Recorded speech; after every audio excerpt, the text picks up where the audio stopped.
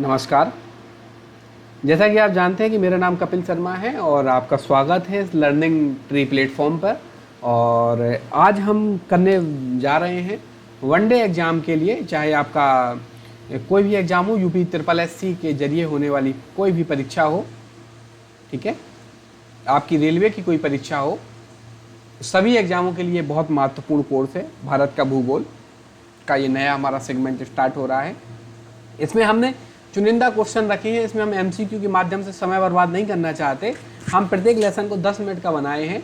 10 या 12 मिनट का लेसन होगा आपका, लेकिन आपको इतनी ज़्यादा जानकारी मिल जाएगी इस 10-12 मिनट में कि आपको भी लगेगा कि हाँ, हमने कोई तैयारी की है, हाँ, हमने कोई वीडियो देखा है। इस मकसद से हमने क्लास को स्टार्ट किया है। तो चलिए, हमारा भारत के बेसिक्स लाइन से हम क्वेश्चन देखेंगे। तो शुरुआती भारत का क्वेश्चन क्या कहता है? भारत के बारे में सही कथन है, यह स्थल मंडल के कुल क्षेत्रफल का 4% भाग अधिक लिए, मतलब कि जो स्थल मंडल है, जो भूमि है हमारी, उसमें से 4% भाग में हमारे भारत का हिस्सा है। ठीक है। और अगर हम बात करें कि जो भारत का हिस्सा है, इसमें 0 डिग्री, अगर हम बात माने कि पृथ्वी को हम 2 भागों में बांटते हैं, 0 उत्तरी गोलार्ध और दक्षिणी गोलार्ध, जिसको हम विषुवत रेखा कहते हैं। इसी प्रकार से हम समय के निर्धारण के लिए हमने पृथ्वी में देशांतर रेखाओं का निर्धारण किया है। ठीक है, जो कि 0 डिग्री ग्रीन देशांतर रेखा ग्रीनविच नामक जगह है लंदन के समीप, वहाँ से हम निर्धारित करते हैं। यहाँ से हमारी जो आगे वाली रेखा है ये प्लस पे चलती है, और इस तरफ वाली रेखा जो है, जितनी भी देशांतर रेखा चलती है, वो माइनस पे चलती है। तो हमारे भारत की जो रेखा है वो 82.5 पूर्वी देशांतर जो है वो बीचों बीच से निकलता है। इसी को हम अपने भारत का मानक समय मानते हैं। तो अब बात क्वेश्चन यहाँ पे एक और बनता है कि भारत का मानक समय जो है कहाँ से लिया गया है? तो कई किताबों में आपको मिलेगा इलाहाबाद के पास नैनी से, कई में मिलेगा आपको मिर्ज़ापुर से। ठीक है, तो आपको इस बात को याद रखना है। कितना देशांतर है? 82.5।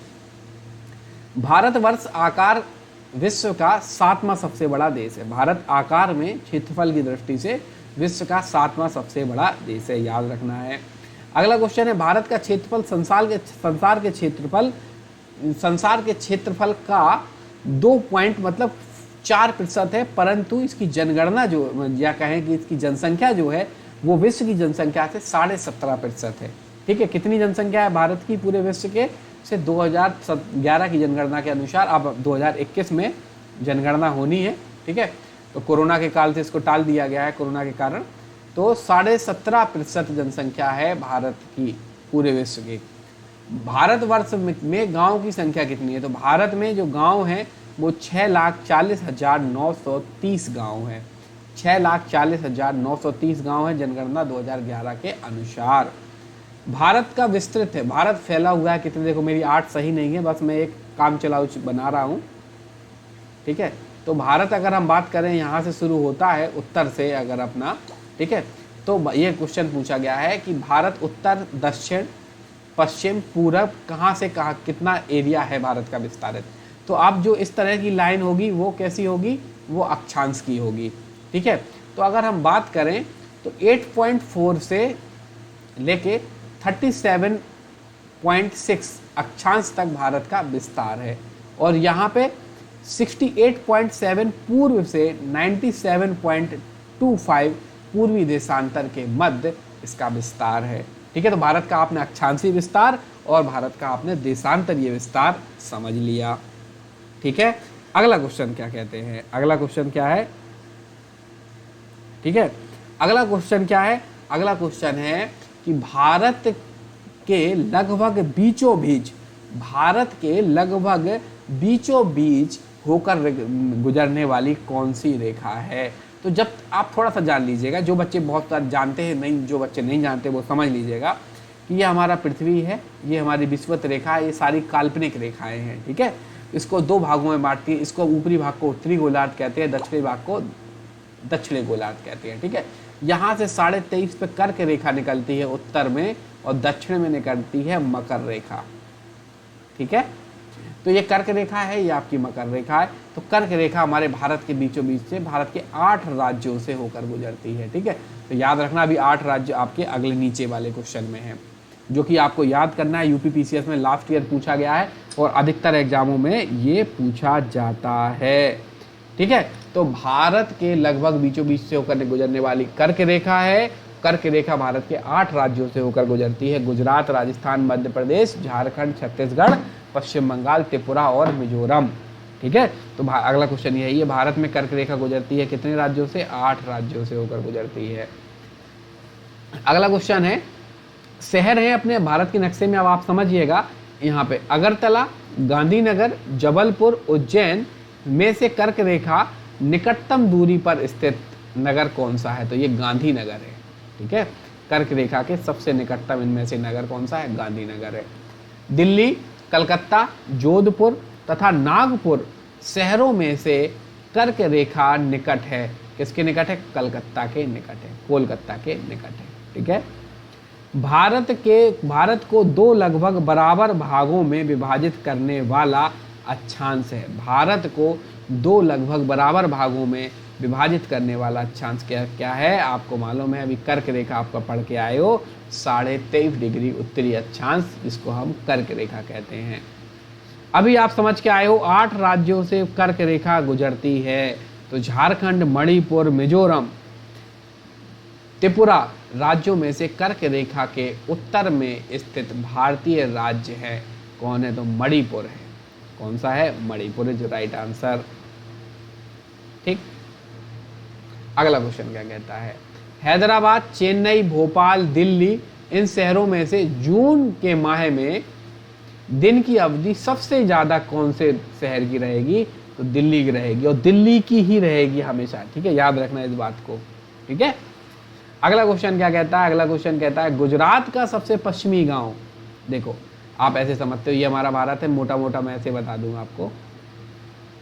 ठीक है। तो एक सबसे लास्ट अंतिम बिंदु यहाँ पे है और एक अंतिम बिंदु यहाँ पे है। तो कहा गया है कि गुजरात का पश्चिम, मतलब या कहा जाए कि भारत का सबसे पश्चिमी गांव और अरुणाचल प्रदेश के सबसे पश्चिमी छोर में, ठीक है, कितने समय का अंतर है? तो ये 2 घंटे समय का अंतर है, याद रखना है। घंटा निर्धारित होता है अक्षांश से, ठीक है, सॉरी माफ कीजिएगा, देशांतर से। तो देशांतरों, जैसे जैसे देशांतर बढ़ते जाएंगे वैसे समय का अंतर होता जाएगा।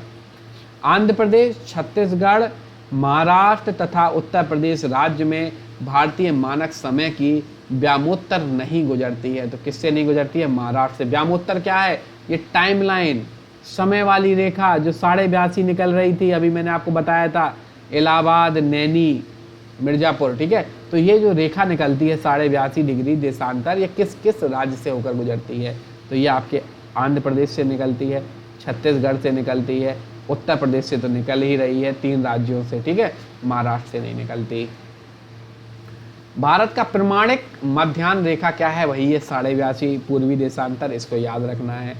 भारतीय मानक समय, मैं आपको डिस्कशन में पहले ही क्वेश्चन में बता चुका हूँ इस क्वेश्चन के बारे में। भारतीय मानक समय एवं ग्रीनविच मध्य समय में अंतर पाया जाता है। कितने का? 5.5 घंटे का। कितने घंटे का? 5.5 घंटे का अंतर पाया जाता है। ठीक है। यदि अरुणाचल प्रदेश में तिरप में सूर्योदय 00 बजे मतलब होता है, तो गुजरात में के कांडला में सूर्योदय कितने बजे होगा?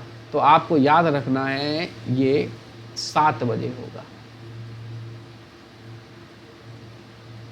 ठीक है, ये कितना बजे होगा? 7 बजे होगा। आपको मैं जब ज्योग्राफी पढ़ाऊंगा तो ये सारी चीजें सिखाऊंगा, ये बहुत टाइम टेकिंग प्रोसेस है, इस वजह से मैं थोड़ा जल्दी में हूँ, स्पीड में हूँ इस लेक्चरों को लेके। अभी हम डिटेल्स में पढ़ाएंगे अभी आपको। ठीक है। भारत का सुदूर दक्षिणतम बिंदु कौन है? भारत का, जैसे कि ये भारत है हमारा, ठीक है, तो अगर भारत का सबसे दूरतम बिंदु कौन सा है? तो यहाँ पे आपको मालूम है अंडमान निकोबार है। अंडमान निकोबार का जो लास्ट द्वीप है जिसको हम इंदिरा पॉइंट कहते हैं, ये हमारा भारत का छोर है यहाँ पे। ठीक, इंदिरा पॉइंट पर। अगला क्वेश्चन है, भारत का दक्षिणतम बिंदु स्थित है। भारत में दक्षिणतम बिंदु जो इंदिरा पॉइंट आपने पढ़ा है, ये बड़ा निकोबार या ग्रेट निकोबार में है। कौन सा है? इंदिरा पॉइंट। भारत के राज्यों में सबसे पूर्वी और सबसे पश्चिमी राज्य कौन सा है? तो अभी आप पढ़ के आए हो कि गुजरात है और अरुणाचल प्रदेश है। इसमें 2 घंटे के बीच का अंतर है। भारत का सुदूर पश्चिम बिंदु कौन सा है? अभी आपने समझा भारत का दक्षिण बिंदु समझ लिया कि अंत में कौन सा है, ग्रेट निकोबार में इंदिरा पॉइंट। तो भैया पूछा गया कि भैया पश्चिम में बता दो, पश्चिम में भारत का अंतिम बिंदु कौन सा है, तो भारत का पश्चिम में अंतिम बिंदु है गोरा मोता या गौर मोता, गुजरात में है, जो कि ये तो आप जानते ही हैं। ठीक है, अब क्वेश्चन पूछा गया है मेघालय, त्रिपुरा, मणिपुर तथा मिजोरम राज्यों में से वह राज्य देश की सीमा बांग्लादेश से नहीं मिलती। तो मणिपुर की सीमा जो है वो बांग्लादेश से नहीं मिलती, जबकि मेघालय की मिलती है, त्रिपुरा की मिलती है, आपके मिजोरम की मिलती है। ठीक है, इन तीन राज्य की बांग्लादेश से सीमा मिलती है, लेकिन मणिपुर की नहीं मिलती। अगला क्वेश्चन क्या कहता है आपका, अगला क्वेश्चन कहता है बांग्लादेश की सीमा से लगे भारत के राज्य कौन कौन से हैं, जो बांग्लादेश से सीमा लगाते हैं। तो मेघालय लगाता है, असम लगाता है, पश्चिम बंगाल लगाता है, आपका त्रिपुरा लगाता है, और आपका लगाता है मिजोरम। ठीक है, मेघालय, असम, पश्चिम बंगाल, त्रिपुरा, मिजोरम, ये बांग्लादेश से सीमा लगाते हैं। सिक्किम, मेघालय, अरुणाचल प्रदेश तथा पश्चिम बंगाल राज्य में से भूटान के, ये भारत के बारे में बेसिक क्वेश्चन है, सीमा नहीं मिलती है तो मेघालय की। ठीक है, तो भूटान के साथ सिक्किम, अरुणाचल प्रदेश, पश्चिम बंगाल की सीमा मिलती है, जबकि मेघालय की नहीं मिलती। वह भारतीय राज्य जिसकी अधिकतम सीमा म्यांमार से स्पर्श करती है। तो अरुणाचल प्रदेश की सीमा जो है वो म्यांमार से अधिकतम स्पर्श करती है। अगला क्वेश्चन है म्यांमार से घनिष्ठ की सीमा नहीं है, मतलब म्यांमार से सबसे पास सीमा नहीं है। तो बिल्कुल आप जानते ही हैं कि असम कहाँ पे है, यहाँ पे है, यहाँ अरुणाचल प्रदेश, नागालैंड, मिजोरम। ठीक है, तो कहाँ म्यांमार और कहाँ असम, तो बिल्कुल पाकिस्तान की सीमा बनाने वाले भारतीय राज्य, पाकिस्तान के साथ सीमा बनाने वाले राज्य पंजाब, जम्मू कश्मीर, राजस्थान, गुजरात और एक राज्य और शामिल कर लीजिएगा, लद्दाख। ठीक है, पंजाब, जम्मू कश्मीर, राजस्थान, गुजरात और लद्दाख जो कि पाकिस्तान के साथ सीमा बनाते हैं। अगला क्वेश्चन है नेपाल के साथ, नेपाल के पड़ोसी देश कौन से हैं? उत्तराखंड, उत्तर प्रदेश, बिहार, पश्चिम बंगाल और सिक्किम। उत्तराखंड, उत्तर प्रदेश, बिहार, पश्चिम बंगाल, सिक्किम, ये हैं नेपाल के पड़ोसी राज्य। अगला क्वेश्चन है जो कहता है भारत के साथ सबसे लंबी स्थलीय सीमा कौन सा राज्य करता है, कौन सा देश?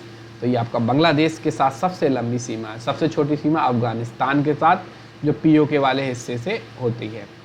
असम, नागालैंड, मेघालय, मिजोरम राज्यों में बांग्लादेश के साथ अपनी सीमा नहीं स्पर्श करने वाला राज्य तो नागालैंड। तो आपको वो सारे याद कर लेने हैं राज्य जो किस किस देश के साथ सीमा लगाते हैं। तो आपको बताना है भारत तथा पाकिस्तान के बीच सीमा निर्धारण होती है कौन सी रेखा है? तो रेड क्लिफ ही रेखा है। याद रखिएगा, यही क्वेश्चन पूछा जाए कि भारत बांग्लादेश के साथ, तो रेड क्लिफ, क्योंकि शुरुआत में जब रेड क्लिफ ने अलग किया था, सीमा बनाई थी, तो बांग्लादेश जो है वो पाकिस्तान के अंतर्गत ही था। डूरंड लाइन भारत की सीमा निर्धारित करती है, तो अफगानिस्तान के साथ। डूरंड लाइन भारत और अफगानिस्तान के साथ सीमा निर्धारित करती है। अगला क्वेश्चन और लास्ट स्लाइड है ये। तो आप समझ रहे होंगे कि हमने कितनी स्पीड से 8-10 मिनट में कितनी सारी चीज़ों का रिवीजन किया है। ठीक है, अगर आप इस चीज़ की जो फ्रेशर हैं तो आप इस वीडियो को स्लो कर सकते हैं। ठीक है, भारत और तथा पाकिस्तान के मध्य सीमा रेखा एक उदाहरण है परवर्ती सीमा की। किसकी? परवर्ती सीमा की उदाहरण है। भारत और चीन की उत्तर पूर्वी सीमा का सीमांकन करने वाली रेखा है मैकमोहन रेखा। भारत और चीन की उत्तर पूर्व सीमा का सीमांकन करने वाली रेखा है मैकमोहन रेखा। भारत श्रीलंका से अलग होता है पाक जलडमरू मध्य द्वारा। भारत श्रीलंका द्वारा, श्रीलंका से पाक जलडमरू और मन्नार की खाड़ी। ठीक है, मन्नार की खाड़ी। नेपाल, भूटान, चीन की सीमा से मिलने वाला भारतीय राज्य कौन है? तो सिक्किम है। नेपाल, भूटान और चीन की सीमा से मिलने वाला भारतीय राज्य सिक्किम। धन्यवाद, मिलते हैं आपसे अगले लेसन में। बहुत बहुत शुक्रिया आपका। चैनल को सब्सक्राइब कर लीजिएगा, लेसन को लाइक कर दीजिएगा। ठीक है, तो अगर आप इस तरह से सब्सक्राइब करेंगे, मैं इंतज़ार कर रहा हूँ 1000 एक्चुअली में 1000 सब्सक्राइबर का। 1000 जैसे ही सब्सक्राइबर हमारे हो जाएंगे, वैसे ही हम लाइव जिस तरह से अन्य प्लेटफॉर्म पे मैं आपको पढ़ाता हूँ, उसी तरह से लाइव आऊँगा आपको। ठीक है, पढ़ाऊँगा। ठीक है, सो ये सारे कोर्सेज फ्री रहेंगे। अभी वन लाइनर मैं कोर्स इस वजह से लेके आ रहा हूँ ठीक है, ताकि हम बहुत जल्दी रिवीजन कर पाएँ, फिर पूरा कंप्लीट कोर्सेस हम तैयार कर रहे हैं, उनको फिर पढ़ाएंगे आपको। ठीक है, तो अभी इसका रिवीजन करते रहिएगा और इसको शेयर करते रहिएगा अपने दोस्तों के साथ कि जल्द से जल्द हम 1000 की संख्या पर पहुंच जाए। धन्यवाद, थैंक यू।